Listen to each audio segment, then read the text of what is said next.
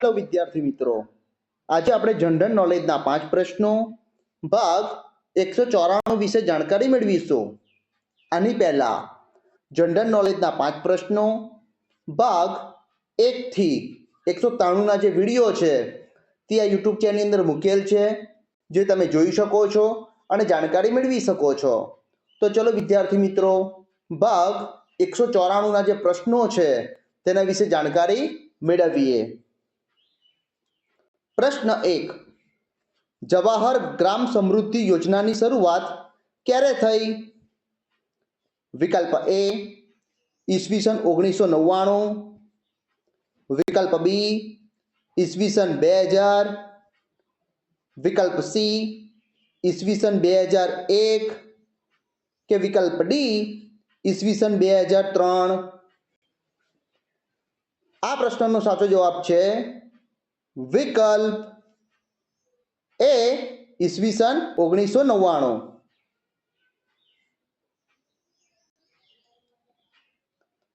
પ્રશ્ન 2. ઋગ્વેદનું થોડું સામ્ય કયા ગ્રંથ સાથે છે? વિકલ્પ એ બાઇબલ, વિકલ્પ બી કુરાન, વિકલ્પ સી ગ્રંથ સાહિબ કે વિકલ્પ ડી અવેસ્તા. આ પ્રશ્નનો સાચો જવાબ છે વિકલ્પ ડી અવેસ્તા.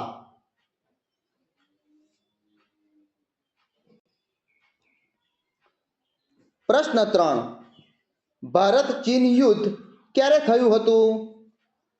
વિકલ્પ એ ઈસવીસન 1958, વિકલ્પ બી ઈસવીસન 1962, વિકલ્પ સી ઈસવીસન 1968 કે વિકલ્પ ડી ઈસવીસન 1973. આ પ્રશ્નનો સાચો જવાબ છે વિકલ્પ બી ઈસવીસન 1962.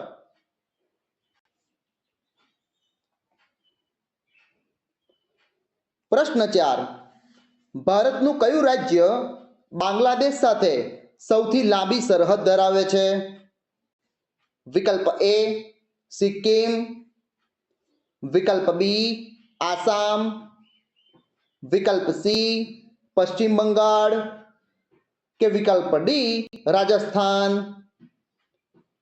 આ પ્રશ્નનો સાચો જવાબ છે વિકલ્પ સી પશ્ચિમ બંગાળ.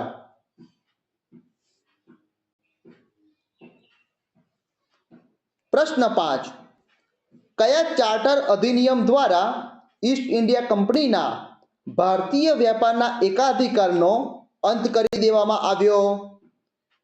વિકલ્પ એ ચાર્ટર એક્ટ 1813, વિકલ્પ બી ચાર્ટર એક્ટ 1873, વિકલ્પ સી ચાર્ટર એક્ટ 1895 કે વિકલ્પ ડી ચાર્ટર એક્ટ 1899.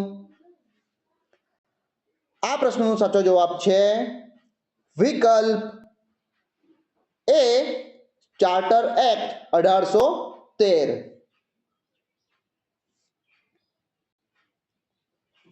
વિદ્યાર્થી મિત્રો, આજે મેં તમને ભાગ 194 ના જે પ્રશ્નો છે તેના વિશે જાણકારી આપી. આ પ્રશ્નો તમને તમારી આવનારી જે સ્પર્ધાત્મક પરીક્ષાઓ છે તેમાં તમને ખૂબ જ મદદ થશે. વિદ્યાર્થી મિત્રો, આ વિડીયોના ડિસ્ક્રિપ્શનની અંદર ભાગ 193 ના જે પ્રશ્નો છે તેના વિડીયોની લિંક મૂકેલી છે.